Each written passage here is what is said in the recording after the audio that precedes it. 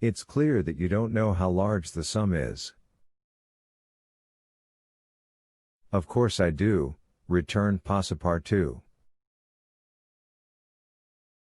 20,000 pounds. 55,000. Answered Fix, pressing his companion's hand.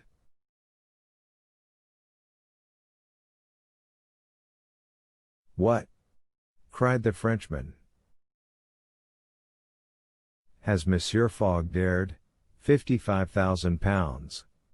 Well, there's all the more reason for not losing an instant, he continued, getting up hastily.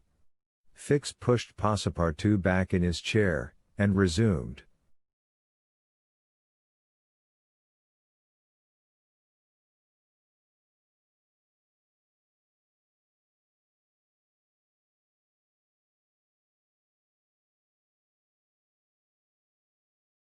£55,000, and if I succeed, I get £2,000.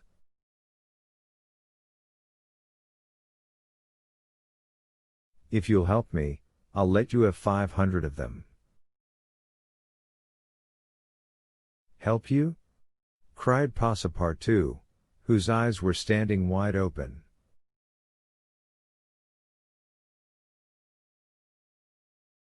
Yes, help me keep Mr. Fogg here for 2 or 3 days. Why, what are you saying? Those gentlemen are not satisfied with following my master and suspecting his honor, but they must try to put obstacles in his way.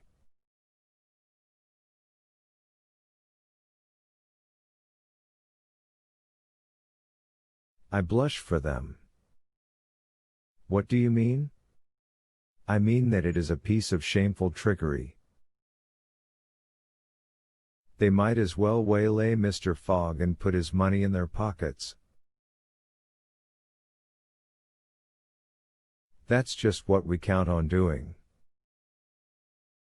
It's a conspiracy, then, cried Passepartout, who became more and more excited as the liquor mounted in his head, for he drank without perceiving it.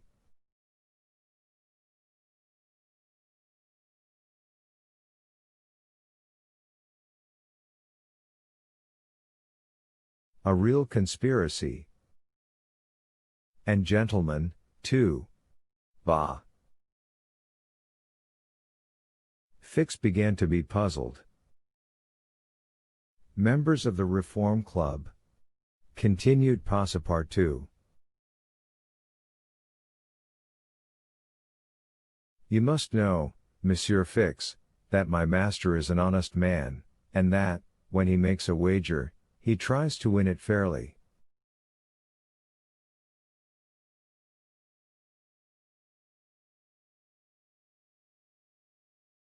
But who do you think I am? Asked Fix, looking at him intently.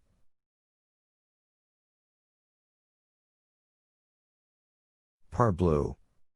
An agent of the members of the Reform Club, sent out here to interrupt my master's journey.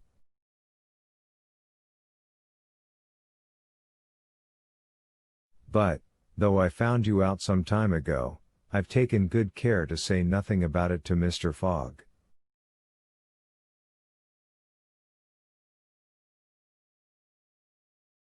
He knows nothing, then?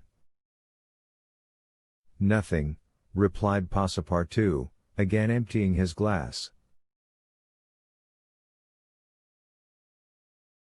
The detective passed his hand across his forehead, hesitating before he spoke again.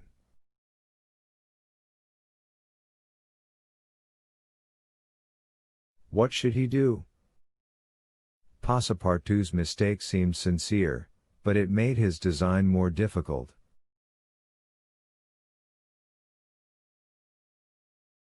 It was evident that the servant was not the master's accomplice, as Fix had been inclined to suspect.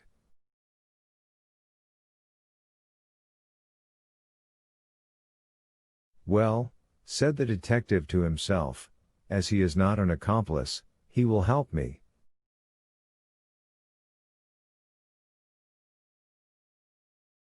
He had no time to lose, Fogg must be detained at Hong Kong, so he resolved to make a clean breast of it.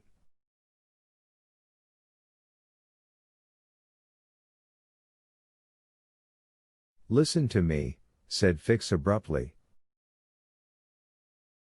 "I am not, as you think, an agent of the members of the Reform Club." "Bah!" retorted Passepartout, with an air of raillery. "I am a police detective, sent out here by the London office." "You, a detective?" "I will prove it. Here is my commission." Passepartout was speechless with astonishment when Fix displayed this document, the genuineness of which could not be doubted.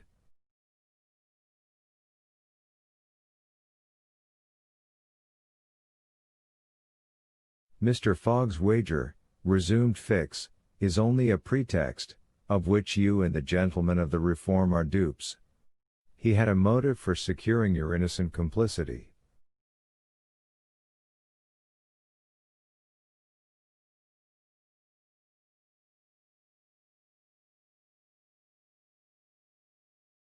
"But why?"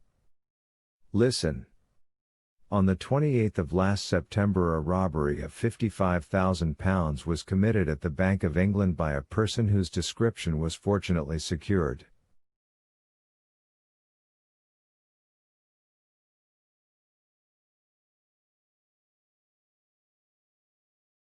Here is his description, it answers exactly to that of Mr. Phileas Fogg."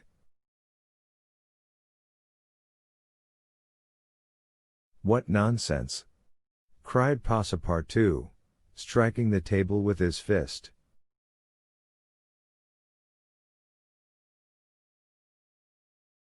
"My master is the most honorable of men." "How can you tell? You know scarcely anything about him. You went into his service the day he came away, and he came away on a foolish pretext, without trunks, and carrying a large amount in banknotes.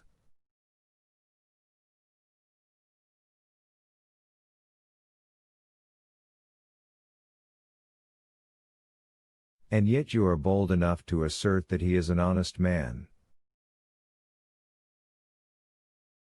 "Yes, yes," repeated the poor fellow, mechanically. "Would you like to be arrested as his accomplice?" Passepartout, overcome by what he had heard, held his head between his hands, and did not dare to look at the detective.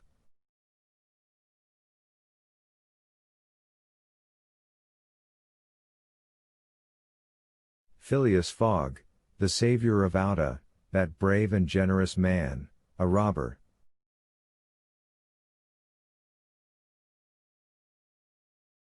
And yet how many presumptions there were against him. Passepartout essayed to reject the suspicions which forced themselves upon his mind. He did not wish to believe that his master was guilty,